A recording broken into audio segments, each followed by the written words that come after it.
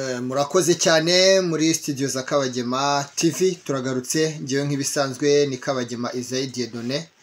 Bira byose reka dushimire Imana yo yaturinze, yo yadufashije tukaba tugize amasaha turi bazima turi guhumeka mu izina ryayo rihimbazwe. So uyu munsi rero turagarutse tuje kubigisha bimwe mu bigendanye no kurya neza se cyangwa se kurya ibifitiye imibiri yacu akamaro. Muri iyi minsi tukaba twatangiye gahunda yo kuzajya twerekana bimwe mu biribwa tutabonaga ariko bivura imibiri yacu. Uyu munsi nkaba nahisemo rero kuba nabereka bimwe muri ibi biribwa cyangwa se muri iyi miti iri aha ngaha, cyangwa se kurya ariko ukaba uriye uri no kwivura muri rusange. So niyo mpamvu rero ngarutse aha ngaha ndi kugira ngo tugende tubivugaho tunabiganiraho. Muzi ko muri Afurika iyo bavuze bimwe mu bintu bimwe na bimwe biragoye ko wabibona, biragoye ko hari ibintu bimwe na bimwe wabona bitewe n'uko kubibona n'ubundi biba bitoroshye. So ntabwo biba byoroshye, ariko nk'urugero impamvu nashatse ko tuganira kuri ibi bintu, mu bihe byashize hari igihe yenda bamwe na bamwe bagiraga nk'indwara zitandukanye bakaba bajya kwa muganga cyangwa se bakajya nko basanga nk'abagorozi bakakubwira ngo ifashisha imiti n'iyi, fata pome, gira gutya, ugasanga biranahenze. So hari igihe rero abantu bamwe na bamwe bari hano muri Canada ariko batazi ngo ese ni ibihe bintu nagira iwanjye, ni ibihe bintu ntabura mu rugo iwanjye. So rero akaba ari wo mwanya tubonye kugira ngo tubereke bimwe mu bintu udashobora kubura iwawe, nubwo bimwe tuberetse asa nk'aho ari bikeya ariko ni ibiganiro bizagenda bihoraho tuzagenda turi kubereka. So byagenda gute kugira ngo iwawe habe hameze neza? Byagenda gute kugira ngo umenye guhaha ibifite akamaro? Byagenda gute kugira ngo wirinde kuzajya mu bitaro bya hano ejo hazaza kuko binahenze, ariko ahubwo ugahaha ibitunga umubiri ndetse bikanawuvura muri rusange? Tugiye guhera hano ndi kugenda mbereka bimwe muri biri aha ngaha. Iyi muri kubona hano ni sezame. Iyi ngiyi ni sezame nk'uko muri kuyibona. So iyi ngiyi nk'uko muri kuyibona, iyi ngiyi akaba ari iki kiribwa, bakaba bayita cinnamon bark. Cinnamon bark muri kuyibona hano ni aka kantu kameze nk'agati, karahumura neza. Urabona ko baba barakuyemo intimatima ariko karahumura neza. So aka kantu mberetse rero, ifu yayo akaba ari iyi ngiyi. Turaza kugenda tureba ngo imaze iki. Ifu yayo akaba ari iyi ngiyi. So ikindi kintu hano, iri ni icupa rya gikukuri. Muzi ko n'igikukuri ari ingenzi, ndetse nacyo kigira ibintu byinshi gifasha mu mibiri yacu. Hano muri kubona ubu ni ubuki, ariko hano biragoye kugira ngo ubone ubuki. Usanga ubuki bwo muri ibi bihugu bugiye buvanzemo amasukari. Hano hari n'ibiti bivamo ubuki, ibyo bita Canadian maple. Maple ni ibiti bivamo ibintu biryoha nk'ubuki, ariko muri rusange ntabwo ari ubuki. So aya ni amata ya soya. Aka ni agakarito k'amata ya soya nk'uko muri kubibona. Iyi ni soya, ni agakarito k'amata ya soya. So iri cupa muri kubona hano hasi, iki ni igisura nk'uko muri kukibona. Iki ni igisura. Igisura muzi akamaro kacyo, cyongera amaraso ndetse kikanongera ubudahangarwa mu mubiri. Iyi bayita boisson d'amande cyangwa se almond. Iyi bayita almond, ikaba iva muri utu tuntu tujya kumera nk'ubunyobwa. Ni utuntu dufasha abantu cyane, turaryoha cyane. Tukaba dukize ku cyo bita kuri potassium ingana na 225, calcium ni amagarama 300 niyo arimo hano. Urumva ni ibintu birimo. Harimo vitamine A, hakabamo vitamine D, vitamine E, n'icyo bita riboflavine, vitamine B ya 12, vitamine B ya 12, hakabamo phosphore na magnesium. So murayibona ko ari uko bimeze. So akingenzi rero turi buze gutindaho ni iki ako bita turmeric. Turmeric turaza kwitindaho katube tuneshize hano, akaba ari nayo nyigisho muri rusange twateguye ko turi buze kuganiraho akamaro kayo. Iyi turmeric ishobora kuba imeze nk'ikijumba cyangwa se imeze nka tangawizi, ariko nakantu ntabwo ugomba kubura iyi poudre ya turmeric iwawe mu rugo. So kirikirande twe twayiberetse, aya ni amakara muzi ko amakara akura uburozi mu mubiri, ndetse yaba mu gifu ndetse no muri estoma cyangwa se icyo bita appareil digestif y'umuntu ikaba imeze neza. Iyi niyo bita ibayita chili powder, poudre de chili, nayo tuzagenda tubabwira akamaro kayo umurongo ku wundi. So aka kumweru, aka kantu karimo icyo bita coconut, noix de coco moyenne. Iyi coconut tuzagenda tuzababwira akamaro ka coconut muri rusange. Akaba ari ifasha mu bigendanye no gukomeza amagufa, amenyo, ifasha n'igikuriro cy'abana muri rusange. So murabona ko iyi ni erayo ni ngombwa ko uba ugomba kuba uyifite iwawe kugira ngo urinde ubuzima bw'abawe ndetse nawe ubwawe ku giti cyawe. So akaba kita black pepper cyangwa iyo bita poivre noire tuzababwira akamaro kayo. Urabona ko kano uragafungura ukaba washira ku biryo mu gihe ugiye kubirya cyangwa se ukanyanyagiza mu sosi waba wateguye. Okay, iyi urabona ko iyi ni inanasi, ni mu buryo bwo kugira ngo twige kurya ibibisi. Uyu ni umwembe nk'ibisanzwe. Iyi nayo akaba ari sosoma, ku bantu yenda batayibona, iyi ni sosoma. Urabizi ko sosoma ibirimo ibintu, abarimo soya, akabamo n'icyo bita sorgo na maize ku bantu batabizi. Iyi ni ya kabiri sosoma, barimo urumva ko ibigizwe n'ibi bintu bitatu muri rusange. So tuyogaruka rero hano kuri icyo bita turmeric. Iyi turmeric, ese turmeric ni iki muri rusange? Turmeric ivura iki, imaze iki muri rusange ku bantu badasanzwe yenda bayizi imara iki, ivura iki? So turmeric tugiye kugenda tuyivugaho. Akamaro kayo. Akamaro ka turmeric cyangwa kirikima ni ikimera cy'ikinyamizi kigira ibara ry'umuhondo imbere. Ifatwa nk'ikirungo gihindura ibara ry'ibyo kurya bigasa neza. Bayikoresha bayiseye ari ifu, bagashyira mu byo kurya bitandukanye nk'umuceri, imitsima, amasosi n'ibindi. Ku bantu bakunda nk'umutsima w'abagorozi, iyi turmeric ni nziza cyane. Rero ifite akahe kamaro mu mubiri, cyangwa se ishobora kuvura iki? Ivura inzira z'igogoro ndetse n'umwijima, irinda amaraso kwipfundikanya, irinda indwara z'umuriro, ituma umuntu ataribwa n'igifu kandi ikakivura cyarwaye, yirukana imyanda mu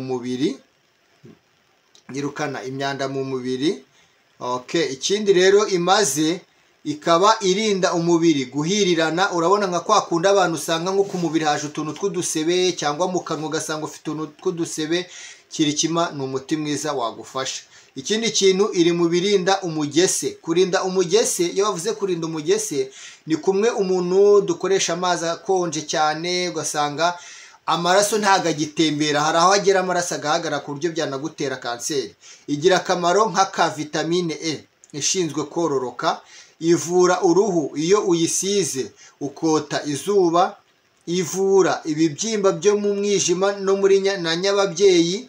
Yongera amashereka, ifasha abakunda kuvamo inda, igabanya urugimbu mu maraso. Ubwo yongera icyo bita abasirikare, urugimbu cyangwa se ubudahangarwa rw'amaraso.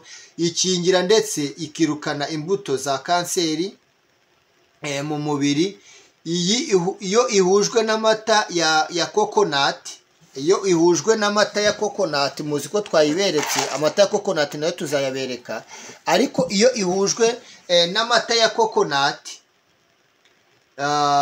kokonati, ivura amagufwa mu rwego rwo hejuru.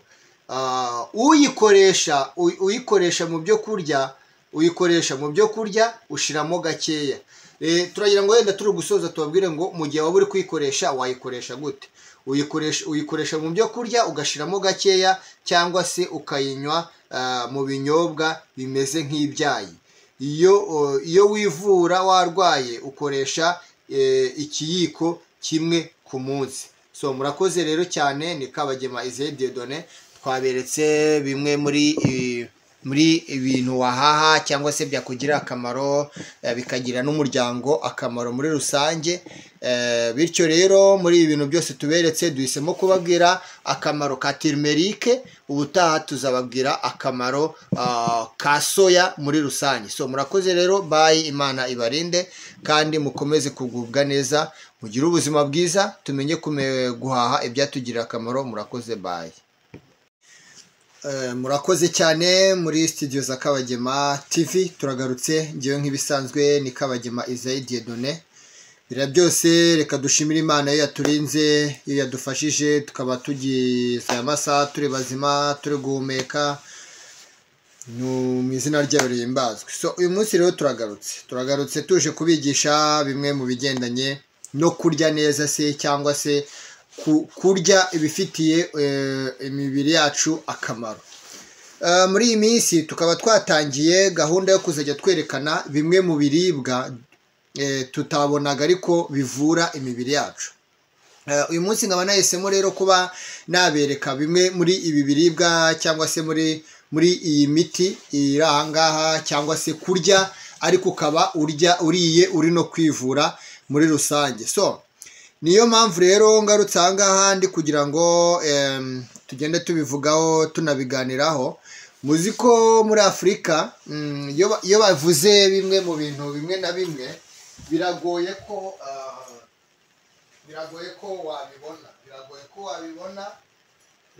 ko hari ibintu bimwe na bimwe wabona bitewe n'uko kubibona n'ubundi biba bitoroshye. So ntabwo biba byoroshye, ariko nk'urugero impamvu nashatse ko tuganira kuri ibi bintu, mu bihe byashize hari igihe yenda bamwe na bamwe bagiraga nk'indwara zitandukanye, bakaba bajya kwa muganga cyangwa se bakajya nko basanga nk'abagorozi, bakakubwira ngo ifashisha imiti n'iyi, fata pome, gira gutya, ugasanga biranahenze. So hari igihe rero abantu bamwe na bamwe bari hano muri Canada ariko batazi ngo ese ni ibihe bintu nagira iwanjye, ni ibihe bintu ntabura mu rugo iwanjye.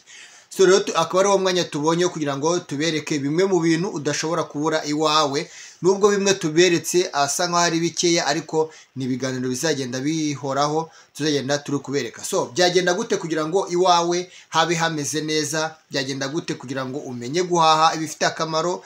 Byagenda gute kugira ngo wirinde kuzajya mu bitaro bya hano ejo hazaza kuko binahenze, ariko ahubwo ugahaha ibitunga umubiri ndetse bikanawuvura muri rusange? Tugiye guhera hano, ndi kugenda mbereka bimwe muri biri aha ngaha. Iyi muri kubona hano ni sezame. Iyi ngiyi ni sezame nk'uko muri kuyibona.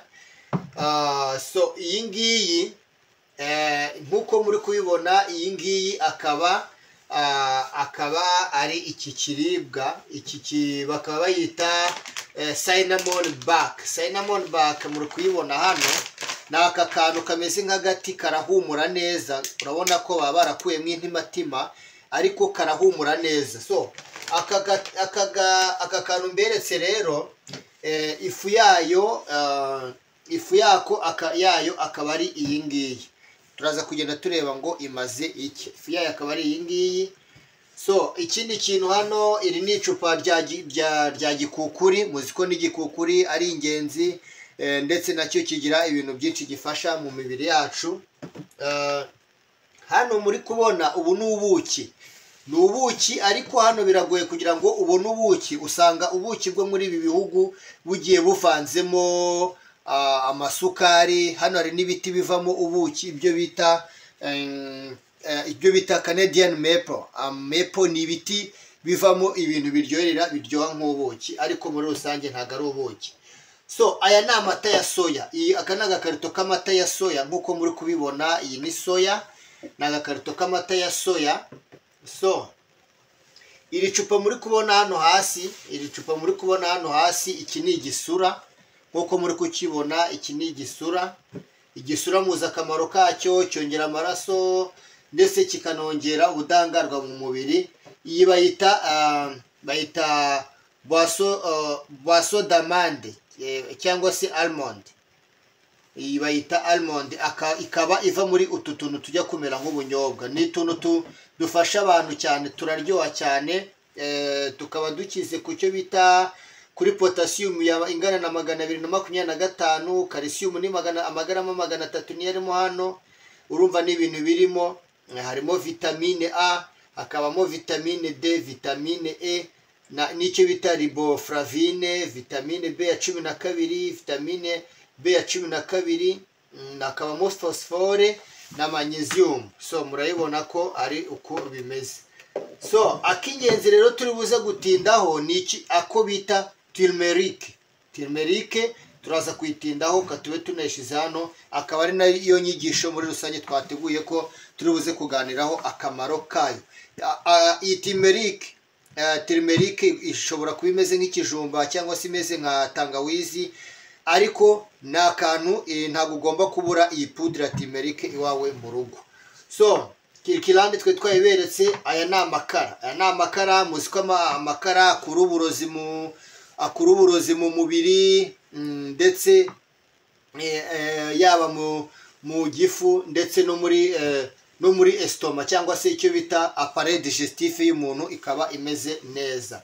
Iyi niyo bayita chili powder, poudre de chili. Nayo tuzagenda tubabwira akamaro kayo umurongo ku wundi. So aka k'umweru, aka kantu karimo icyo bita coconut, noix de coco moyenne. Iyi coconut tuzagenda tuzababwira akamaro ka coconut. Akamaro ka coconut muri rusange, akaba ari ifasha mu bigendanye no gukomeza amagufa, amenyo, ifasha n'igikuriro cy'abana muri rusange. So murabona ko iyi ni elayo. Ni ngombwa ko uba ugomba kuba uyifite iwawe kugira ngo urinde ubuzima bw'abawe ndetse nawe ubwawe ku giti cyawe. So akaba kita black pepper cyangwa iyo bita poivre noire. Tuzababwira akamaro kayo. Urabona ko kano uragafungura ukaba washira ku biryo mu gihe waba ugiye kubirya, cyangwa se ukanyanyagiza mu sosi waba wateguye. Okay, iyi urabona ko iyi ni inanasi. Ni mu buryo bwo kugira ngo twige kurya ibibisi. Uyu ni umwembe nk'ibisanzwe. Iyi nayo akaba ari sosoma. Ku bantu yenda batayibona, iyi ni sosoma. Urabizi ko sosoma ibirimo ibintu, abarimo soya, akabamo n'icyo bita sorgo na mayizi ku bantu batabizi. Iyi ni ya kabiri. Sosoma barimo, urumva ko ibigizwe n'ibi bintu bitatu muri rusange. So tuyogaruka rero hano kuri icyo bita turmeric. Iyi turmeric, ese turmeric ni iki muri rusange? Turmeric ikora ite, ivura iki, imaze iki muri rusange ku bantu badasanzwe yenda bayizi? Imara iki, ivura iki? So turmeric tugiye kugenda tuyivugaho. Akamaro kayo. Turmeric, akamaro ka turmeric cyangwa kirikima ni ikimera cy'ikinyamizi kigira ibara ry'umuhondo imbere. Ifatwa nk'ikirungo gihindura ibara ry'ibyo kurya bigasa neza. Bayikoresha bayiseye ari ifu, bagashyira mu byo kurya bitandukanye nk'umuceri, imitsima, amasosi n'ibindi. Ku bantu bakunda nk'umutsima w'abagorozi iyi turmeric ni nziza cyane. Rero ifite akahe kamaro mu mubiri cyangwa se ishobora kuvura iki? Ivura inzira z'igogoro ndetse n'umwijima, irinda amaraso kwipfundikanya, irinda indwara z'umuriro, ituma umuntu ataribwa n'igifu kandi ikakivura cyarwaye, yirukana imyanda mu mubiri. Ikindi rero imaze, ikaba irinda umubiri guhirirana. Urabona nka kwa kundi abantu usanga nko ku mubiri haje utuntu tw'udusebe, cyangwa mu kanwa ugasanga ufite utuntu tw'udusebe, kirikima ni umuti mwiza wagufasha. Ikindi kintu, iri mu birinda umugese. Kurinda umugese, iyo bavuze kurinda umugese, ni kumwe umuntu dukoresha amazi akonje cyane ugasanga amaraso ntago agitembera, hari aho agera amaraso agahagarara ku buryo byanagutera kanseri. Igira akamaro nk'aka vitamine E ishinzwe kororoka, ivura uruhu iyo uyisize ukota izuba, ivura ibibyimba byo mu mwijima no muri na nyababyeyi, yongera amashereka, ifasha abakunda kuvamo inda, igabanya urugimbu mu maraso, ubwo yongera icyo bita abasirikare, urugimbu cyangwa se ubudahangarwa rw'amaraso, ikingira ndetse ikirukana imbuto za kanseri mu mubiri. Iyo ihujwe n'amata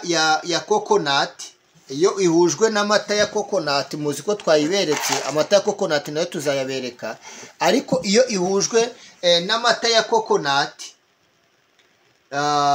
kokonati, ivura amagufwa mu rwego rwo hejuru. Uyikoresha mu byo kurya, ushiramo gakeya. Turagira ngo wenda turi gusoza tubabwire ngo mu gihe waba uri kuyikoresha wayikoresha gute. Uyikoresha mu byo kurya ugashiramo gakeya, cyangwa se ukayinywa mu binyobwa bimeze nk'ibyayi. Iyo wivura warwaye ukoresha ikiyiko kimwe ku munsi.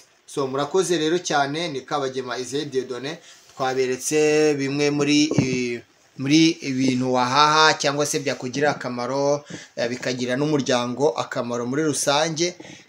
Bityo rero muri ibi bintu byose tuberetse, duhisemo kubabwira akamaro ka turmeric.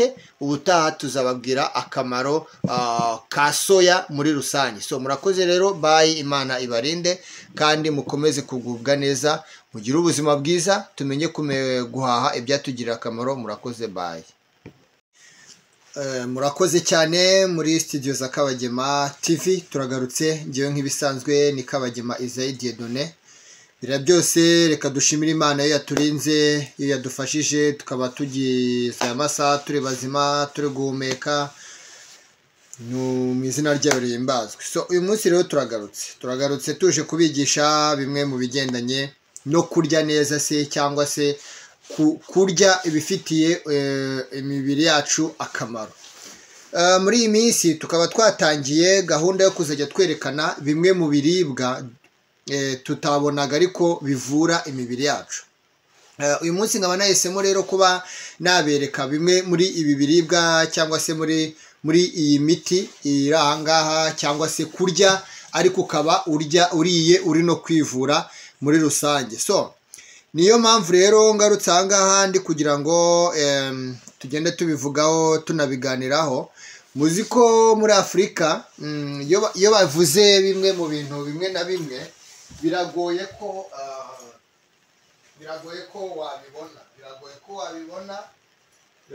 ko hari ibintu bimwe na bimwe wabona, bitewe n'uko kubibona n'ubundi biba bitoroshye.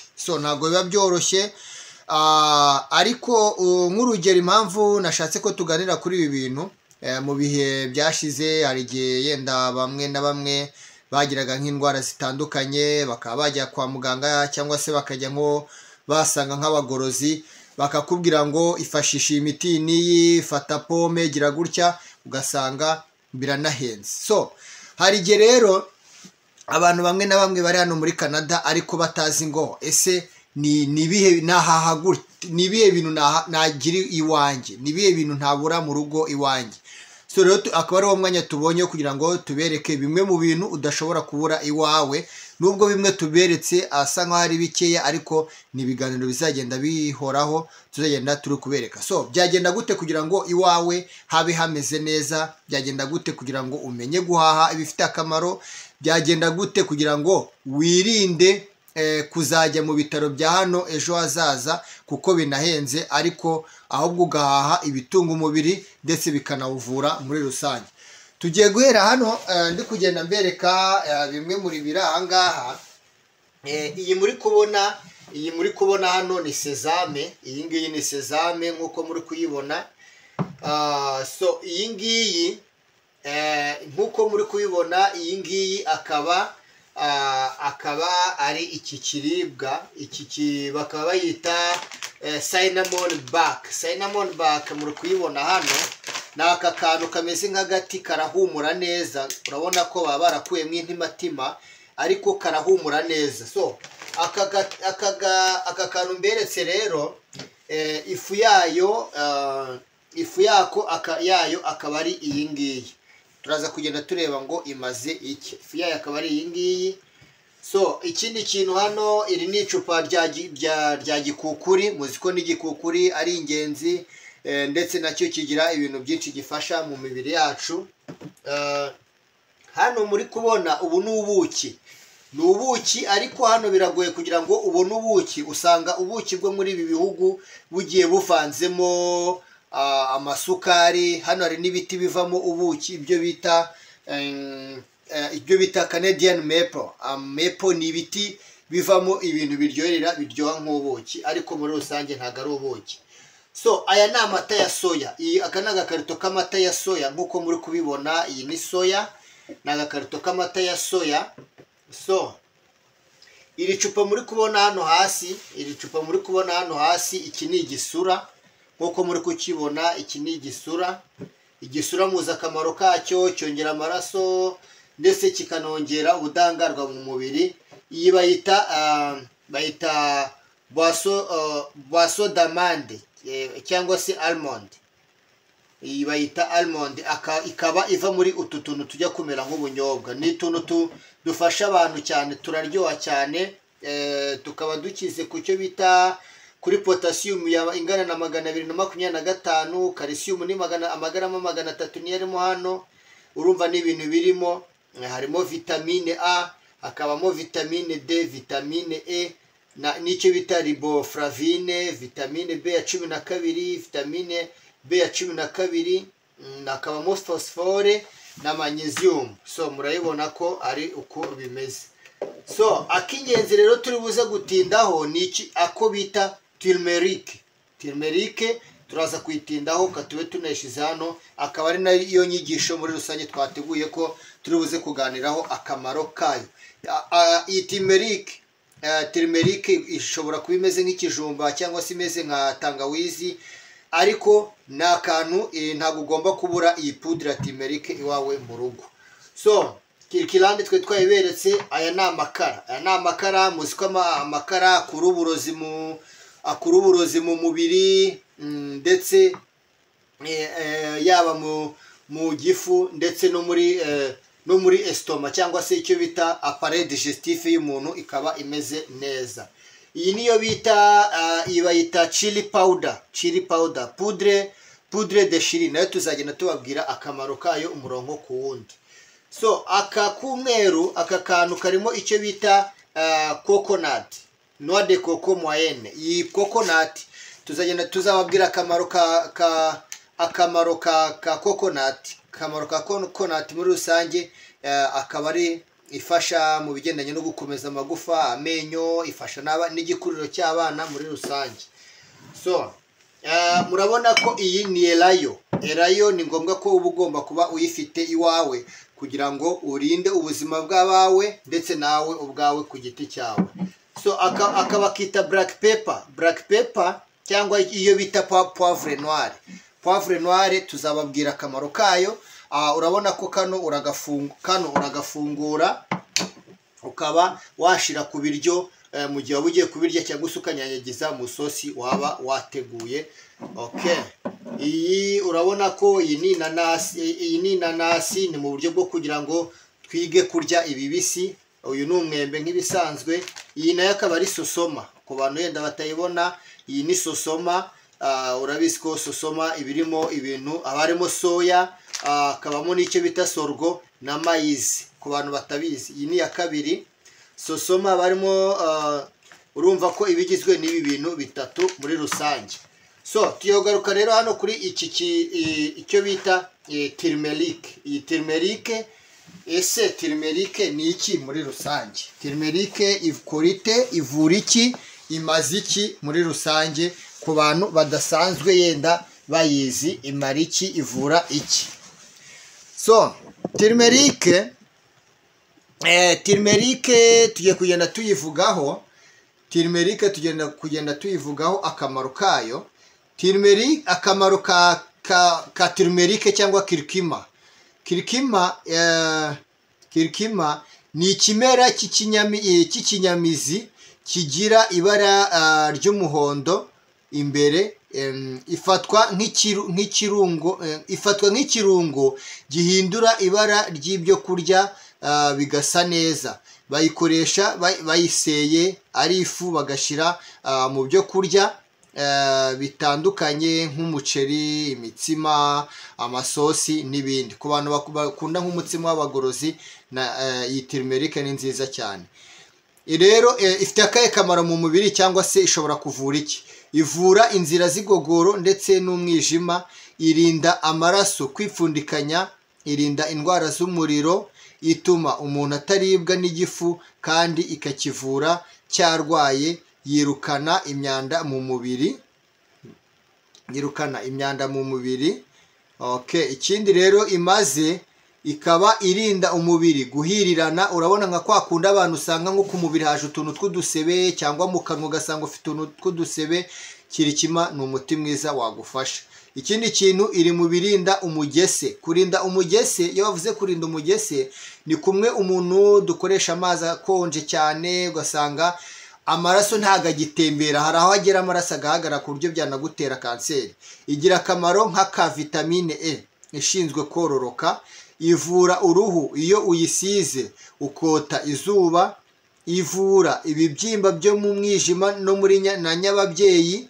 Yongera amashereka, ifasha abakunda kuvamo inda, igabanya urugimbu mu maraso. Ubwo yongera icyo bita abasirikare, urugimbu cyangwa se ubudahangarwa rw'amaraso.